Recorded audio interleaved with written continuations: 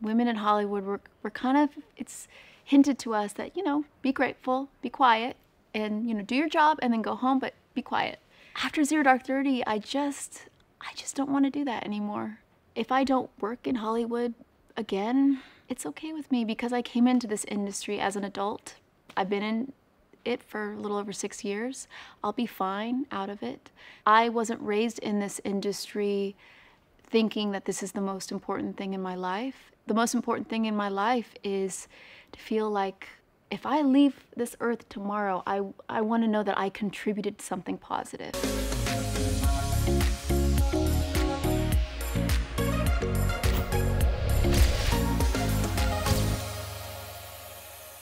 Do you understand that you are charged with operating an illegal gambling business? Hey, Molly, my weekly poker game is moving to the Cobra Lounge. You'll help run it. I'll be hosting a game in this suite every Tuesday night. First buy-in, $250,000. That's gonna make noise. When playing any factual story, I look at the micro story of the real human being of who she is, and I also look at the big picture.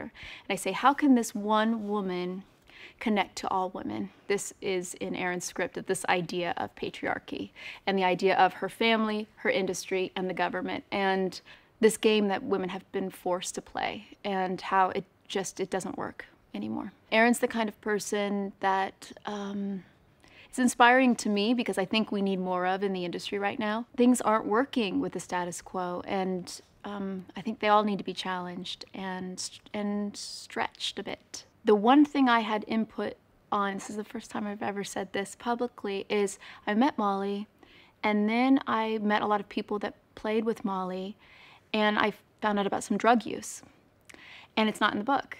And I asked Erin about it. And at first I kind of got this energy that seemed a little like, oh, okay, maybe this isn't an open discussion. But then the next draft I got, it was in his draft.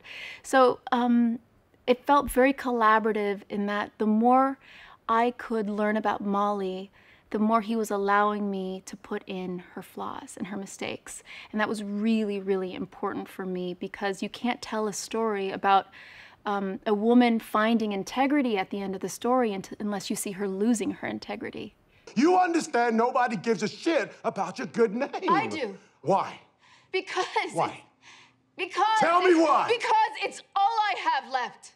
I felt physically uncomfortable in a lot of those costumes, and they were costumes that I actually was very adamant about wearing because I had gone to some poker games in New York and I was learning a lot about the world, and for me it was very important to wear these revealing costumes. The look of the character, it was very, very important for me to copy that look, that transformation that she undergoes, because I think that says a lot about society and a woman's place in society and how a woman is valued for her sexual desirability rather than for what she says. And I wanted to show Molly all the things of herself she gives away in trying to play by these rules that these men have set forth, and that yet the rules keep changing, and she realizes she actually can never succeed in this system. And I remember I called Erin once and I was like, I need a Hervé Leger bandeau dress, is what I'm saying. He's like, I have no idea what that is, but it's fine.